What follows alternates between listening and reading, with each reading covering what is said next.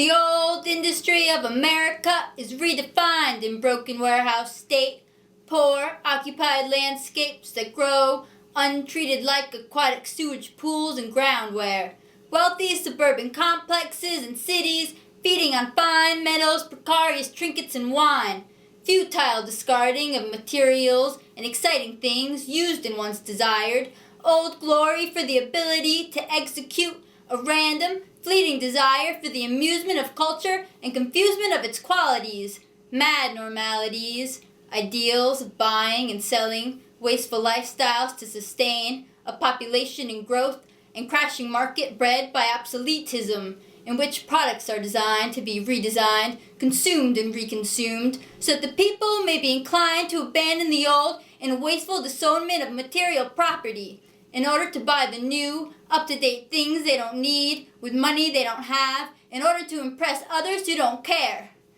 As if the corporate production of permanent waste is angelic and desirable to the prosperity of humanity. As if style can identify the self-esteemed corpse, unique duplications I buy and bag to become current.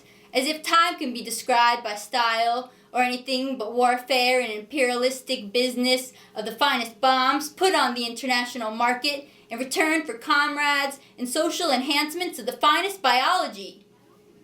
Keep the people distracted in business so they may not concern themselves with explosions across the oceans in our international market states, divided and blinded, so that slave labor in one country may not be a reflection of consumption in our own. As if the buying of slave goods does not make us a slave market, as if the hoarding of bombs does not presuppose a war, as if selling them does not suggest something even worse. Keep the kids distracted, their fingers screwed to screens of scrolls, their eyes fixed in margins in a short-sighted sort of scheme in sociality, moving through information in a waste of time. An extension of the human mind, the computer was born in our image so that we may be reinvented by it. A reverse analogical occurrence in which humanity becomes fragmented in the image of digital devices. Brand identities to supplement the longevity of a culture that can no longer recognize itself beyond pictorial representations, anecdotes, and filters. What we begin to see is disintegration of substance and the estrangement of its form, a culture whose brilliance lies in surgical awareness and topical responses, visual representations for information to aid in attention deficit publics, conscientious disinclination in place of social consciousness.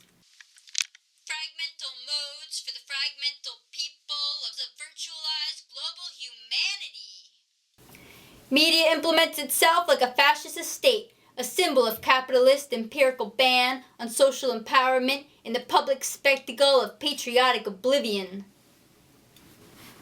The country must divide into smaller segments of smaller markets. Labor must be undivided, style unauthorized, commodities debranded, and the people defragmented. We must find a new way to relieve our anxieties from the fact that we are lonely in our workplaces and on our cellular devices we work to afford, from the clothing we buy and the styles we update. We are tired of being alone and segregated by the demands of a surplus economy that feeds on us like a hungry child. But most of all, we're tired of being born to die in this strange place.